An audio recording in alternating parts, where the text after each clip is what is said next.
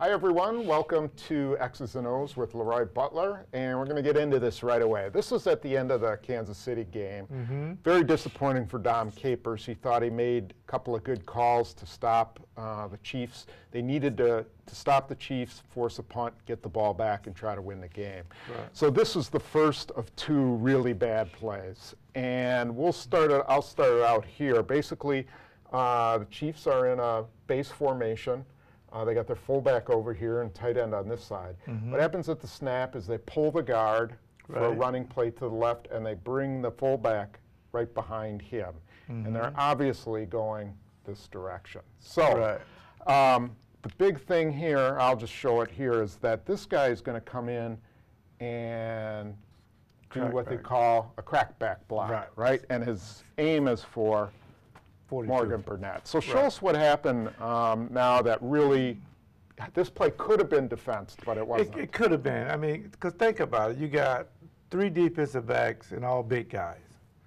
I mean, but and here's why I don't like this particular defense. You don't, huh? I really don't. Because every time they've been in this defense, they either get a post throw on play action because there's nobody in the middle. And you got Woodson by himself, and you got Tremont by himself. Well, forget about that for a minute. Okay. But here's the problem. When you run this power, it's kind of like a power G, the guard. The guard's going to pull. You got all these guys in here. You know, it just kind of muddies the water. So forget about them for a minute. Okay. But the problem is this. When you don't disguise, see, 42 should be back here, Tom. And when the quarterback gets into his cadence, then walk down. Because you're giving the wide receiver an easy crackback block. Make him have to crack Zombo. Or make him have the decision, who do I get? Or where do I go? But when you line up in there so early, now it's an easy crackback block. And I get that. So his pressure point is there. But the problem is Zombo is here, and he kind of steps in here. And now you got this guard out there. Now Tremont is in man-to-man, true man-to-man. He doesn't know if this is a crackback or a play action and a deep over route by 82. So he's going to kind of commit. But DJ Smith, he takes a step this way. Tom, I don't know why. I couldn't figure it out myself because there's never any. There's no action. There's never any action that's going this way. And wouldn't his read be this guy? His read should be both of those guards. The guards always take you to the ball, always. Offside guard, both of these guys should be flowing at this point, okay? Flowing. Now, once this happened in a perfect play, if DJ Smith is flowing, okay, all this trash, that's what we call it trash, he'll get by that, and he'll meet 44 right there about 2 yards, and the cleanup play will be A.J. Hawk if they're flowing nice and quick. But it's just too many false steps in this defense to just line up in it. And it's almost like a goal line. We got to get the ball back.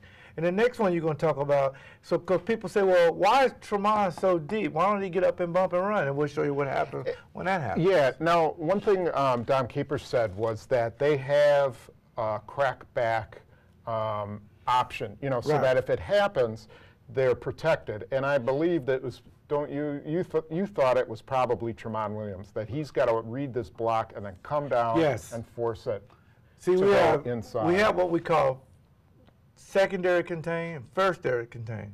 And the first contain may be the crack block. So that's gone. Once my guy cracks back on Morgan Burnett, I got to replace him. So, but the false steps are fine, but then you got to fly up here. Now it's even better. 44 takes on Tremont. Now DJ Williams got an easy tackle right there on Jones, maybe for a 2-yard gain. Yeah, the main thing is you can't let this guy get out here, which is what they did. Someone's got to be here and force him inside to where all the traffic is. Now that I made a big mess on the screen. That's okay. But let's show, then they get,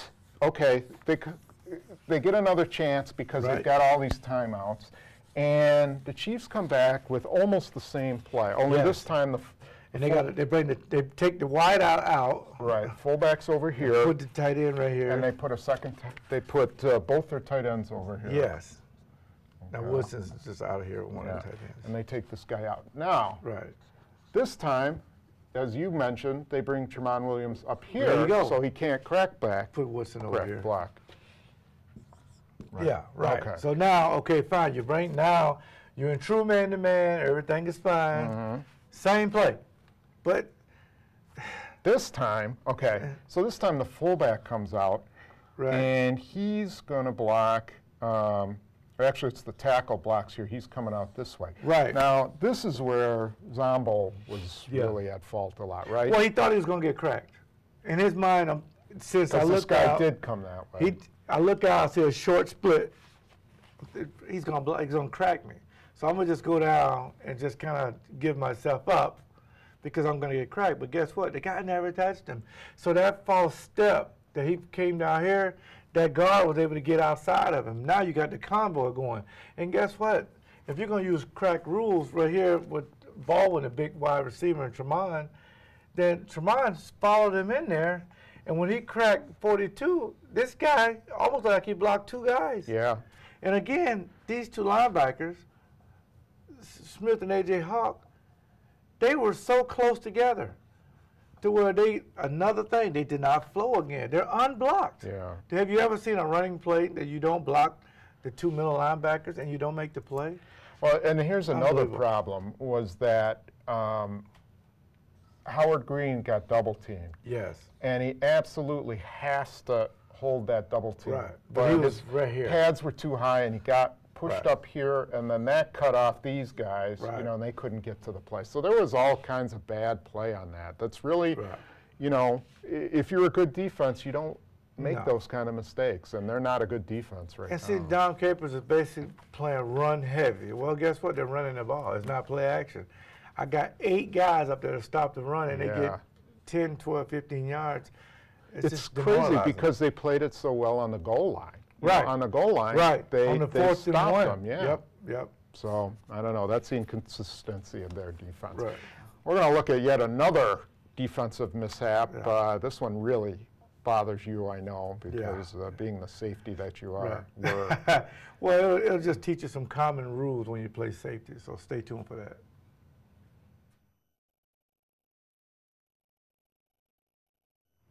Okay, now this is another critical play in the game. The Packers had just scored a touchdown. They had the momentum all on their side. The Chiefs were deep in their own territory, and this play comes up.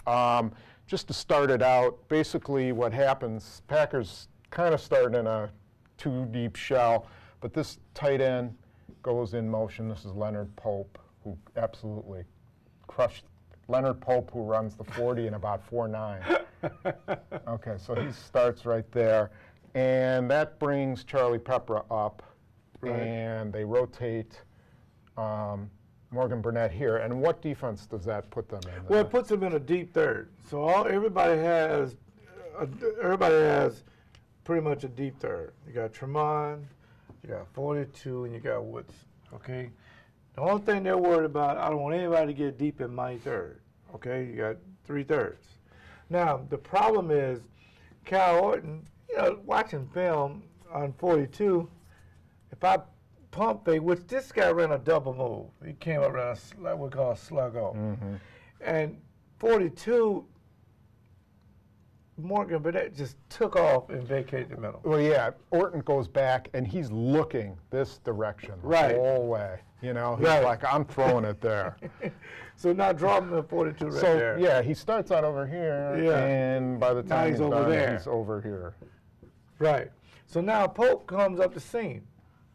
Now you would think, you're saying, okay, well, Tremont, this guy is now kind of in my third. He's going to just split those two guys. He should. But he should.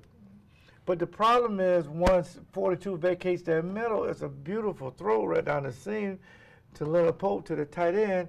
And DJ Williams, he got too shallow. He stopped right about there. He should maybe think about carrying him up another 5 to 7 yards. Now it's a tougher throw. Now your safety can redirect, either make a collision or interception. Well, he kind of stopped on the play. I think that's a little bit of film study too. He sort of stopped like he was thinking this guy might take this out. But if you know your plays, you know this guy's going to carry it all the way down the field, right? So you just keep keep going back and back and back and try to take away the and throwing Walden, one. you know, he got really deep and just kind of got distorted. And you had a guy, the tight end, crossing over late. That could have been open possibly. But the thing about it is this play is all set up on 42. Morgan Burnett cannot vacate the middle. Just because a quarterback looks and pump fake doesn't mean you move.